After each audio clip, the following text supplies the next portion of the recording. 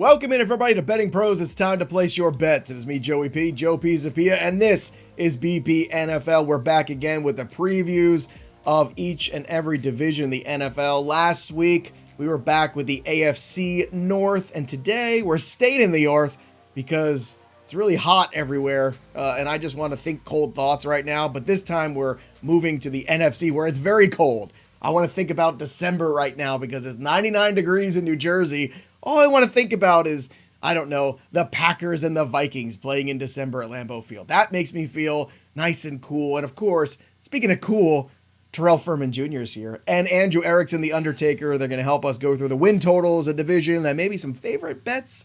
Maybe some ones you never even thought about. We're going to throw them at you today. But first, don't forget to subscribe to the YouTube channel here at Betting Pros. We're trying to get to 100,000 subscribers. We could do that with your help. So subscribe now to the podcast feed. Drop your comments below. Like this video. Hang out with us all NFL season long for all the best in fantasy football and, of course, in betting and everything we do here at Fantasy Pros and Betting Pros. We are the spot, baby. So let's get after it, boys, and let's jump in with 2 feet. Let's start with the changes that we've seen so far year over year. And let's start with Detroit because there's been a whole lot of change. And, gentlemen, when you lose your offensive coordinator in offseason, that's tough. When you lose your defensive coordinator in offseason, that's rough. Then you lose your passing game coordinator, Tanner Eggstrand. He's gone too. And the worst part is the offensive coordinator that you lost just went in the division and became the head coach. And now you got to change the whole playbook. Terrell Furman Jr., I think the Detroit Lions are going through it right now. They still got a great roster. They still got a lot going for them. But this is a lot of changes in one offseason. Yeah, a lot of changes and a lot of optimism that they're just going to pick it up and go right where they left off. And they might go right where they left off because the last thing that we saw from them was them getting destroyed by the Commanders. So it might just be I see what you did there. So I see what you did. I don't want to jump into it too much, but I'll say this, is that change comes with a lot of things, and with change it's going to be either positive or negative reaction. I think it's a lot of negative reaction here. The Lions looked unbeatable for a good portion of that season last year. I don't think they're going to look like that next year. I can't believe this. Terrell and I starting off holding hands. Usually we just argue on the show for 30 minutes. Today we're in agreement. I think it's too much. I really do. And this cockeyed optimism, Andrew, that everything's just fine in Detroit, I don't share it. I know they had a lot of injuries last year, especially in the defensive side, and everyone wants to make excuses. But the one excuse that, you can't make anymore is that, well, you don't have enough big game experience here because Dan Campbell, every time he gets to the big games, those teams don't seem prepared or they don't seem to make the right decisions. And now you got to make more decisions with a bunch of new offensive and defensive coordinators. And I keep coming back to that same thing. It's like, the guy who you're going to play twice now, Ben Johnson in Chicago, he knows exactly what you do. You got to change a lot of what you do, a lot of the verbiage of what you do. Otherwise, they might be able to upset you for one of those games, if not two. I'm just saying, when they understand your game plan, your playbook, that's really tough. And I'm not saying like that's the end-all be-all. The Lions are still a great roster. But we've seen historically when teams lose Super Bowls and lose coordinators or win Super Bowls and lose coordinators, all of a sudden, next year they don't look the same. This team didn't even get to a Super Bowl and they lost their coordinators. Yeah, there's a lot of moving pieces with the 2025 Detroit Lions, highlighted by the coordinators leaving, passing game coordinators. But I look at it from, that's not even to the extent. You see center Frank Ragnow, he's gone.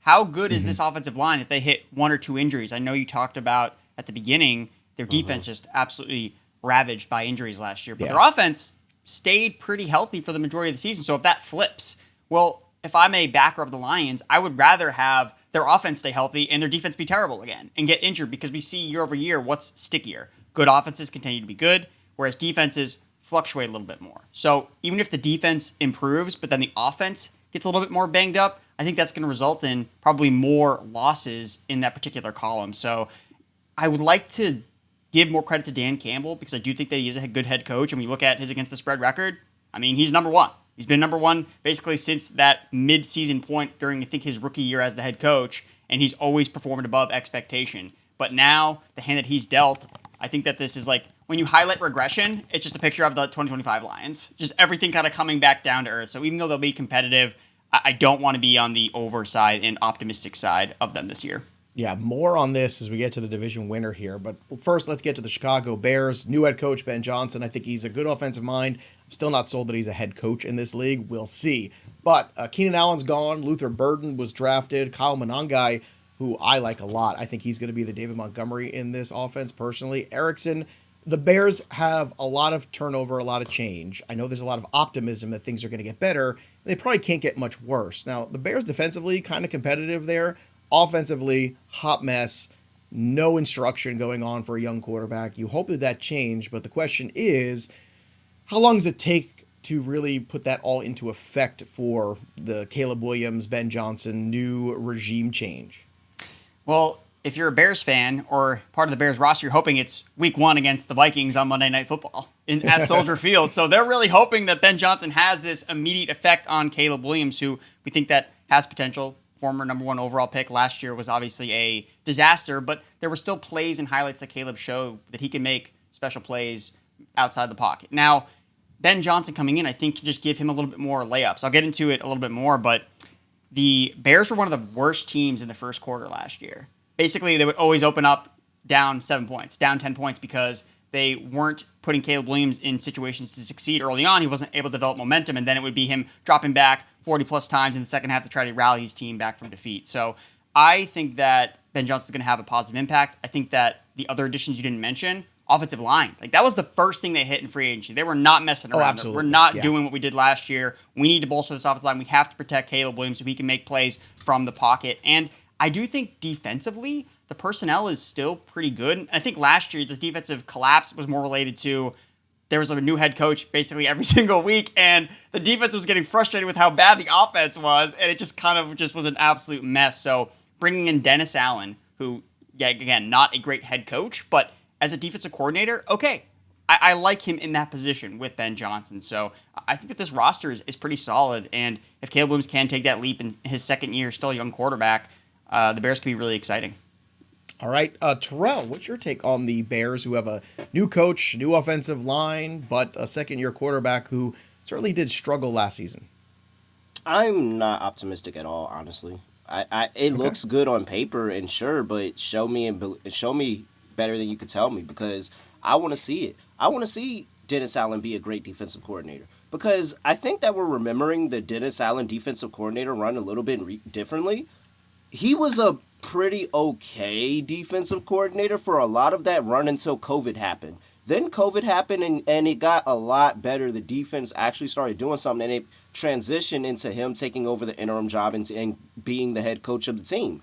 And so I'm like, all right, we have the recency of that, but we haven't seen it as him as a DC. He was kind of the head coach at that point. By the time the defense started rolling, he was kind of running the whole team. So is that going to come over and transfer over to this Bears defense that does have talent? I admit they have talent, but I just don't know if it's going to transfer over day one, maybe year two, maybe a little bit closer to the end of the year. But like right off the rip, I think the Bears defense actually is going to have some growing pains as they're switching over to a new system, playing under Dennis Allen and figuring it out. And I think that's going to hinder your win total. I mean, maybe Caleb Williams in this offense looks great, and maybe Ben Johnson comes over here and absolutely takes over and is everything that we said Caleb Williams was going to be. But Caleb Williams still holds the ball too long. And yes, he still makes horrible decisions when he gets downfield and he gets pressure. So I really don't. I'm not there on the Browns, the Bears. We're not there on the Bears. The Freudian slip. Oh no. Yeah, the Freudian slip already happening. But yeah, no, man, I'm not there on the Bears yet. Like it sounds good on paper, but somebody in this division has to be bad. So if the Bears are okay, that means that the Packers and the Lions just have to completely bottom out.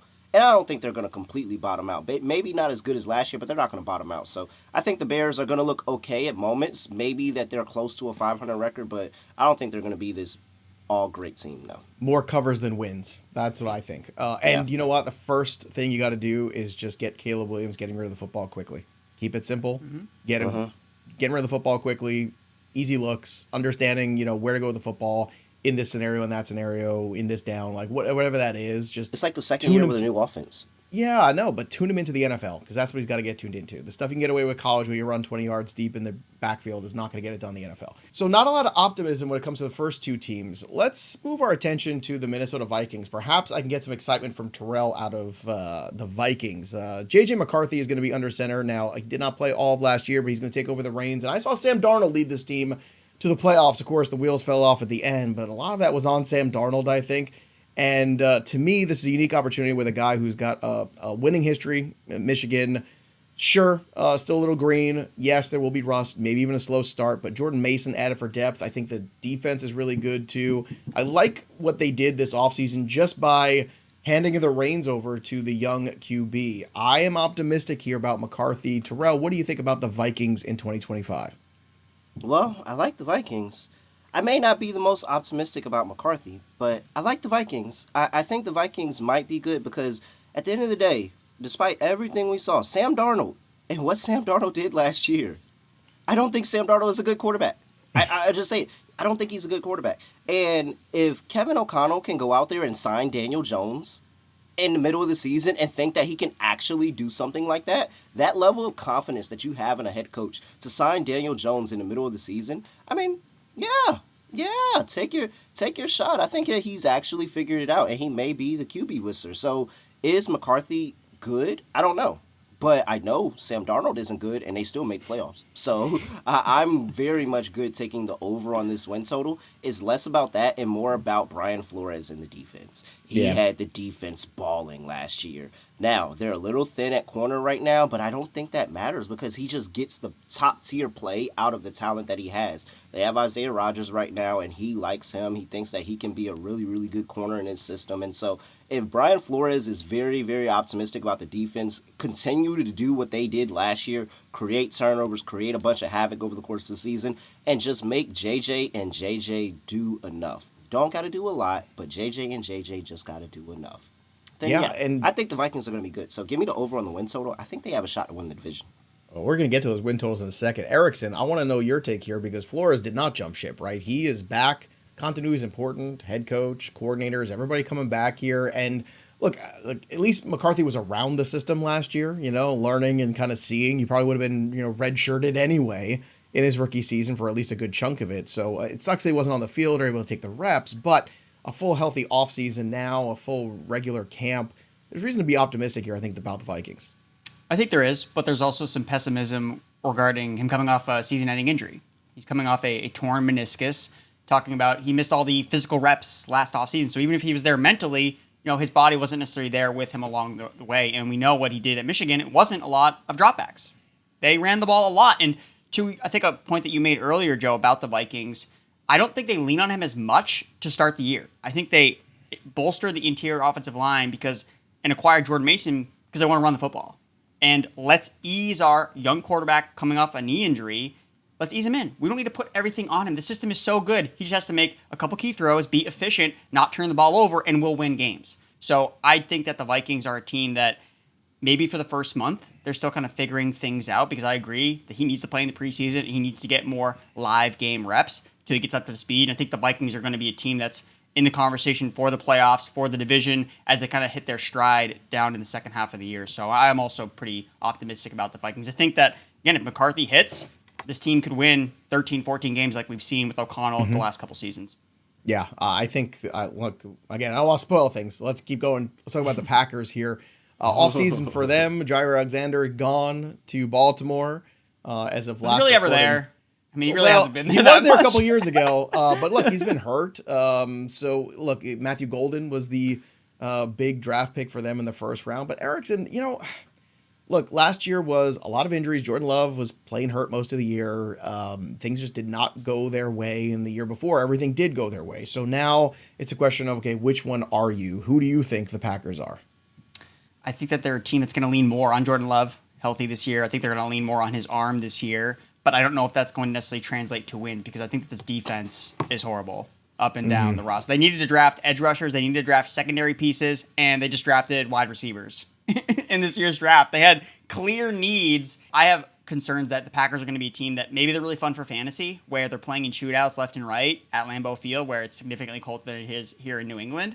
But is that going to always translate to wins, especially if Love is pushing the narrative and maybe he's turning the ball over a lot. Because we know we've seen that with him. When he likes to drop back and sling it, sometimes it's really fun, and sometimes it's, oh, well, there goes another pick six interception for Jordan Love. So I think that the line is pretty spot on. They're going to be in games. They're going to be competitive, but I think I lean towards the under. Well, Terrell, I can understand, wanting to run the football and play defense. We know they can run the football. They can do the former. Can they do the latter? Oh, good luck. I mean,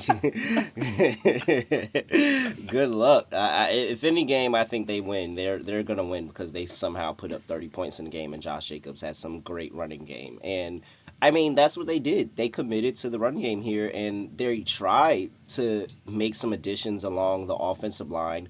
But there's a lot of changes here. It's a lot of changes. Now you're shifting around players on the offensive line. You've got their Pro guard, Jenkins. He's the center now.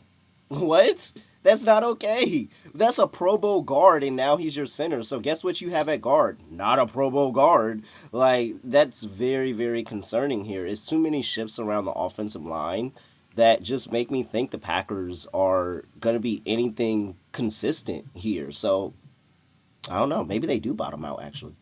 All right, let's look at the win totals. Before we do, just a quick reminder, you should check out our sponsor, Novig, because if you're looking for a smarter way to play, there's a new sports trading platform that's changing the game, and it's called Novig. It's illegal in most states, including Georgia, California, and Texas. It's peer-to-peer, which means you're competing against other users, not the house, and you can often get better lines than traditional books.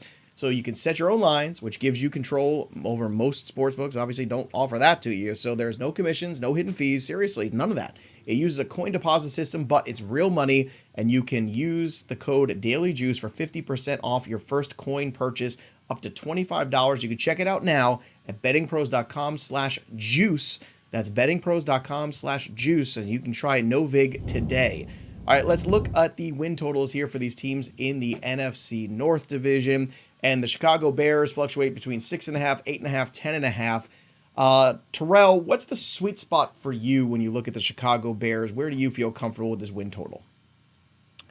I think under 8.5 is where I'm at. Me too. I think they're okay.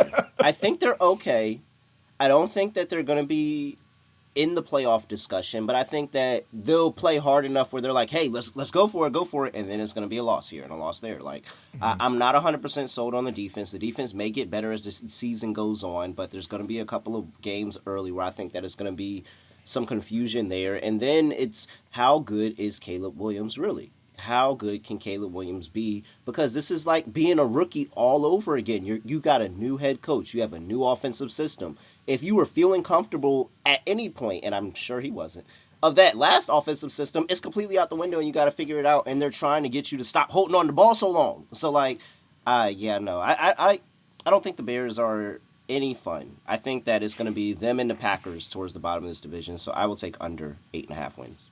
All right, Erickson, I'm where Terrell is, and it's, again, frustrating when he and I agree because it doesn't always happen here on the program. So I think that's worth noting. I think the Bears will be better. Will they be really good? I don't know. Will they be a team with a winning record? I don't think they're quite there yet. But what do you think about this Bears win total? Where is your happy place? I am taking the over. Bearing down. Over 8.5 wins. Bear down. 130. I'm just buying the Ben Johnson bump. Again, we have the O'Connell system taking J.J. McCarthy to the next level in his second season. He didn't play at all last year. Caleb Williams at least played football last year and did show flashes. Again, wasn't perfect, but just the point of getting those early game layups. Like, that's going to be part of this offense that was non-existent in the offense last year. And I think just in the discussion we talked about both the Packers and Lions, it seems like both of you agree those teams are going to take steps back. So if we have two teams stepping back, we have another team that has a quarterback who's never played in the NFL, and then Caleb Williams entering his year two. Number 1 overall pick. That's where I'm going to put my money. Give me Caleb Williams and the Bears over 8.5 wins. All right, Detroit Lions. Where do you want to go with them, Erickson? For me, the happy place, I think, is... Look, the juice is too much for the over 8.5. I think they're probably a 10-11 win team. I'm guessing the over at 10.5 is probably the point where I am the most comfortable. You're getting plus 105 there. If you want to go under 10.5 wins, though, it's minus 125. I don't want to touch the 12.5. I'll be honest with you there. There's no love for the under with the juice there, and the over 12.5 wins, I just don't feel comfortable with. So, Erickson, where do you fall when it comes to Detroit Lions in 2025? If you're forcing me to make a pick here, I'm going to go under 10.5 at minus 125. I will say that this is probably more of a shy away spot for me because Dan Campbell is the king against the spread. He's been absolutely dynamite against the spread, and betting against him has been a losing strategy. So just keep that in mind. But all the factors we mentioned earlier, and then the other thing that's different from last year was the schedule. I remember looking at last year's schedule for the Lions. All they did was play indoors. They never played games outside in bad weather. This year, they play 6 road outdoor games against teams that all had winning records last season. And they're good. I was just about to say, they're good teams. And they're playing good teams on the road outdoors. So just another factor to be, look, the Lions, again, I think when we look up, we're going to see them as a good team, but will that be reflective in the win-loss? I don't think so. So for me, it's going to be the under. All right. So I think they can squeak out 11 wins, but again, it's more of a stay away for me than anything when it comes to the Lions this year. Terrell, do you feel comfortable with one of these win totals here? Yeah, I like the under. I think they're exactly a 10-win team here, and it was a lot of it. It's a couple of outdoor games here, and those road games are really tough. They're going on the road to Baltimore, Kansas City, Washington, and Philly this year. That's not an easy path, especially with the Philly game in December. I, for one, no, I'm a big baby in the cold, so you would never catch me in Philadelphia at a game in November. In November, you would not catch me at a game in Philadelphia in November. Big baby. It's not even that cold in November. Nah, are you kidding me? But think Why about are you it. so Jared soft? Jared Goff and I are the November? same person. Jared Goff and I are the same person. We don't like the cold. We don't like any It's version not of cold. cold. It's like Terrell, 55, 60 degrees. You're an in indoor November. cat? Is that it? You're an indoor cat? And it's a night game. So it's gonna be freezing. It's gonna be like 30. Maybe in the chill. 40s. It's gonna be like maybe 30. a cold snap. That's I don't cold. know. Oh, you guys love. I can't do God. it. I hate the cold. Man, But I gotta no, get for you an real. electric blanket for the rest of the show. But for real, the outdoor conditions, and not just Jared Goff, but it goes to the kicking as well, and all of that. You have to worry about those, like wind. It may be a windy game. Like there was so many extra external conditions that they had over the course of that season that they just didn't have to worry about. And now you do having to play some of these road games, and that's going to add to your losses on your total. And then I think that it is going to be a competitive division as well. So yeah, I think they're actually a 10-win team. They probably come right in here at 10 wins, and it's a really good sweat here. So I'm going to take the under. All right, the Green Bay Packers are next up, Terrell, and again, their win total, you'll get 7.5, 9.5, 11.5. Where's the sweet spot for you with the Pack? Under. Under I which, just, though? That's the question. You want to go under I wouldn't 9.5 mind. at I minus wouldn't mind taking 125? all of it. I wouldn't mind taking all of it. I really wouldn't. If you Well, the told only me that there was value a is only world under of 9.5. possibility, That's the only undervalue. is that really the only undervalue at 9.5? I think Because so. 7.5 is plus 240. And if you told me that, I don't think Jordan Love is taking a positive step forward this year. I think if anything, he's exactly where he's been at or worse. And so, if he's exactly where he's been at or worse, the offensive line is questionable. The defense is, I said the Packers might not bottom out, but there's a good possibility that they bottom out here. I don't think the defense is going to save them in any games. Any way they get a win is if Jordan Love decides to wake up in the fourth quarter and do some heroics. But, other than that, if they're down in a game, I don't know how they're going to come back because Jordan Love's going to turn the ball over. We understand that's who he is, and we accept him for it. He's going to have turnovers. We're going to bet the over half an interception every single game. That's going to happen. The first day, I'm going to talk to you about Jordan Love's over half an interception as long as it's reasonably priced. So, yeah, give me all the unders. I think plus 240 on under 7.5 wins. If they come in at 7 wins here and they got to figure things out and revamp everything and their fans are calling for them to talk about head coaches and GMs firing and all, I wouldn't be surprised. So, yeah, maybe the Packers do bottom out here. If the Packers, if they bottom out, it's going to be because they get off to a bad start because there's some winnable games there, I think, early on for them. Arizona, Cleveland, right? I mean, some of those games are a little tough, though. They do have to face Washington early in the season, too. Cincinnati early in the season. Their bye is early, too. They have a week 5 bye. The end of this season is tough. They go to Pittsburgh. Carolina is not a pushover anymore. Philadelphia. Then you got to play the Vikings twice, the Bears twice, Detroit again, the Denver Broncos, and the Baltimore Ravens. That's a lot. here in the last like 8-10 weeks of the season there for them. That again, you better get off some good wins, Green Bay, because if you don't, maybe Terrell's right. Maybe the under 7.5 is actually more viable than we realize. Let's talk about the Minnesota Vikings and their win total. The Vikings are at 6.5, 8.5, and 10.5. That's what's available right now. I'm sorry. Did we get to your Green Bay Packer take, Andrew? Did we get to your win total? I apologize. Let's go back there. I am echoing Terrell here. I'm also taking the under, even though I do think Jordan Love can be better than last year because I think that he was never healthy at all last year, except at the beginning of the beginning of the Brazil game, and then he got injured at the end. And I don't think he was ever fully healthy. But to me, that just means he's live for throwing the most interceptions in the NFL this upcoming season because he's going to play probably more games than last year. So I think that's probably the angle I'm going to take with this Packers team. That I think, yes, going to be fun for fantasy. The defense is going to be horrible. I don't think they're going to win a lot of games. But Jordan Love's going to put up a Jameis Winston-esque stat line when it's all said and done. Andrew, let's stick with you for the Vikings here. Again, 6.5, 8.5, 10.5. I'm a little bullish on this one. I'm the over 10.5. I think they can get to 11 wins this year. I really do. I believe in the quarterback. I believe in the head coach. And I believe in the defensive coordinator. To Terrell's point, too, Flores, I think, has this team playing really well. He made the adjustments he needed to with the personnel he was given, and they really took off there as the season went going. Where do you fall for the wins for the Vikings? Yeah, I think I like the over on the 8.5, minus 135, but I agree with you that it's okay to be bullish here on the Minnesota Vikings because we've seen if McCarthy does look good coming back from this injury and he can be better than Sam Darnold or other quarterbacks that have been in this Vikings offense that's been so successful, then yeah, it's easy to see them going over 10.5 wins. O'Connell has won 13-plus games in 2 of his last 3 seasons, except for the 1 year where all of his quarterbacks got hurt and they weren't able to win any games. So again, 11.3 average for O'Connell, his 3 seasons as the Minnesota Vikings head coach. So I think it's easy over on the 8.5, and then a 2-1 over at 10.5. I like that if you're going to be bullish. I will say, though, maybe this is one that I don't fire on during the offseason because I do like the Bears. They play the Bears week 1. I think you'll get better odds after the first month when we get to. I kind of want to see McCarthy in this offense and be healthy. I really do want to see that, so that's my only reservation. All right, Terrell, any reservations when it comes to the win totals here for the Vikings?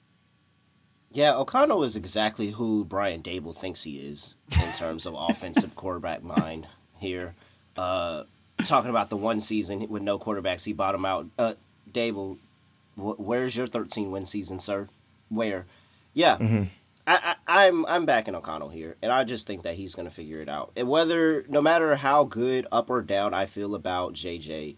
and what he's going to be as a quarterback, he's proven that he can take very average quarterback play and win a bunch of football games. That defense is really, really good. And Brian Flores also on another revenge tour. I mean, so he had the revenge tour last year.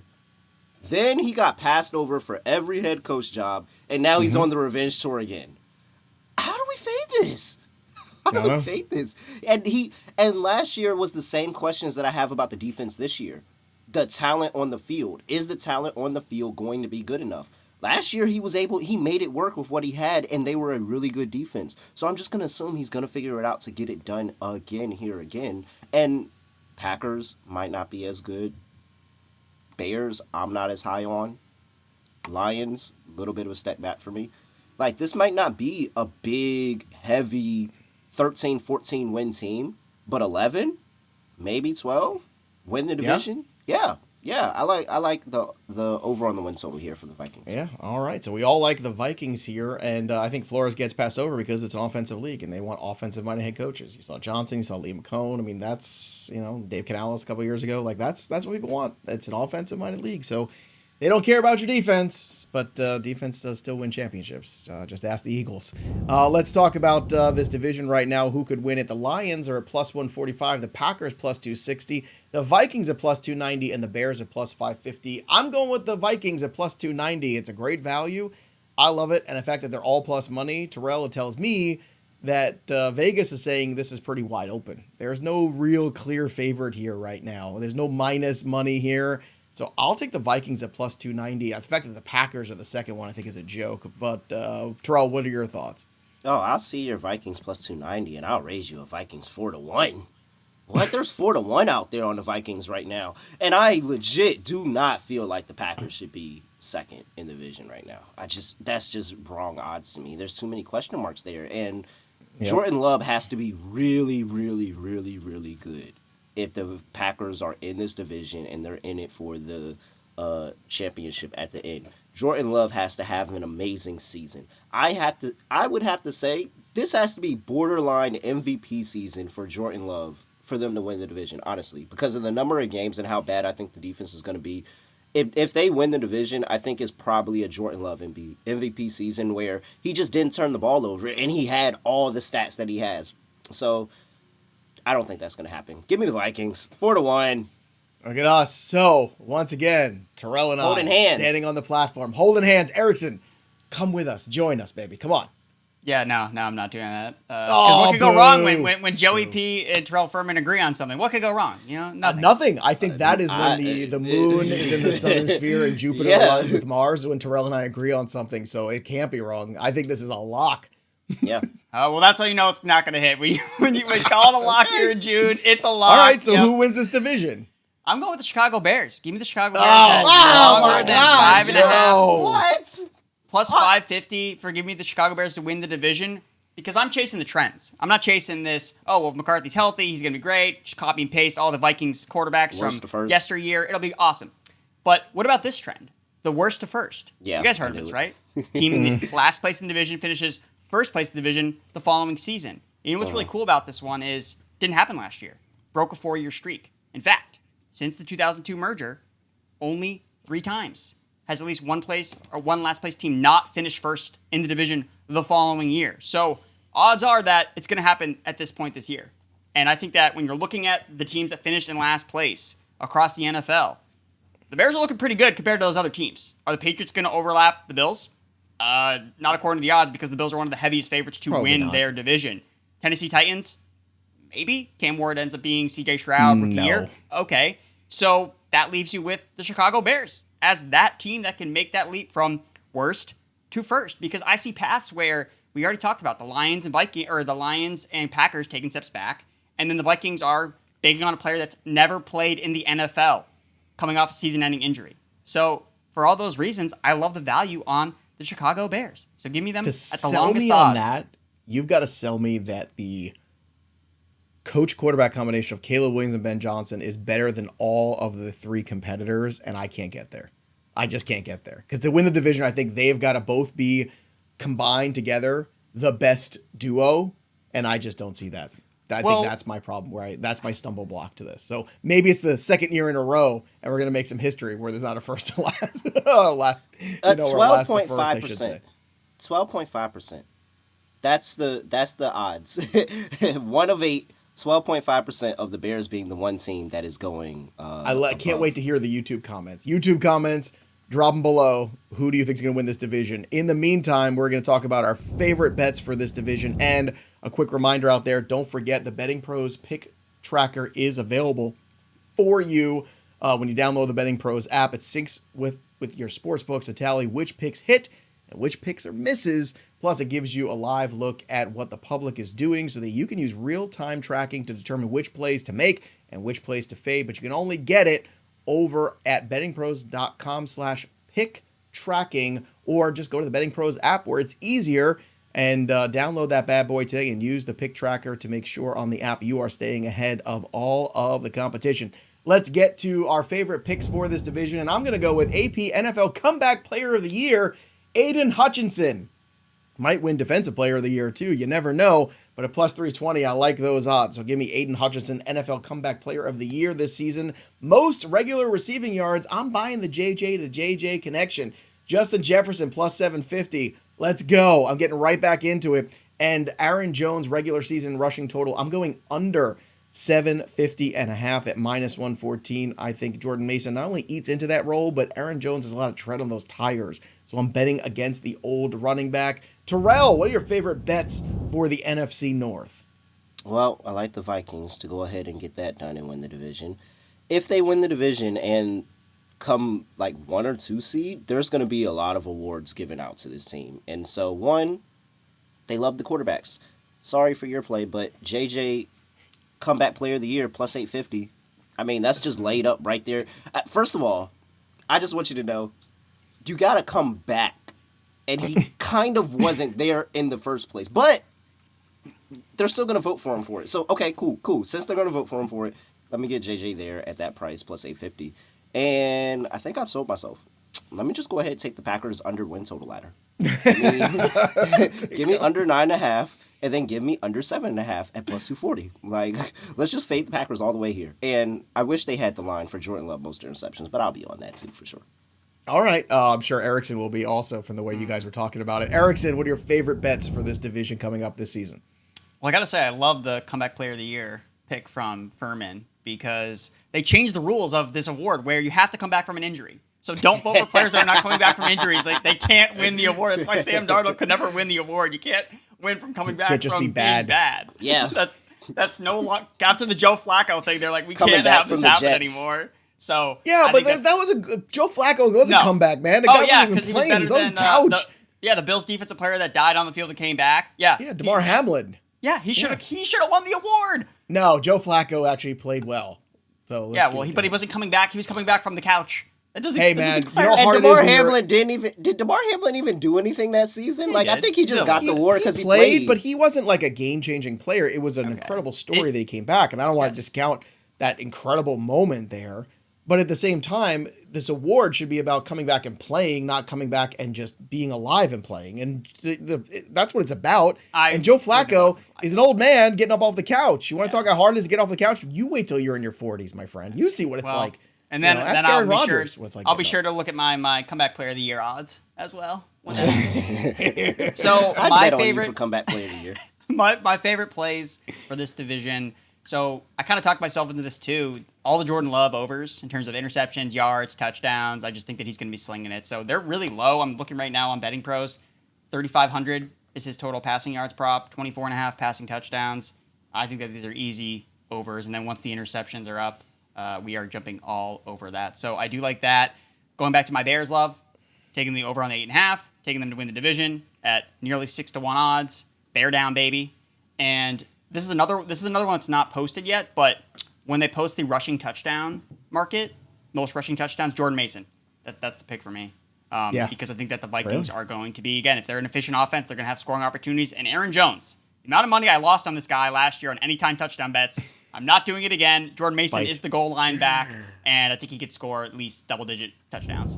All right, we want to hear from you. Drop your comments below. Who's winning the NFC North? Drop your comments, subscribe to the channel, like this video, and be with us here at Betting Pros, though it's the Vikings, and be with us at Betting Pros all NFL season long. That'll do it for us, but the story of the game goes on. For Terrell and Andrew Erickson, I'm Joey P. We'll see you next time, kids.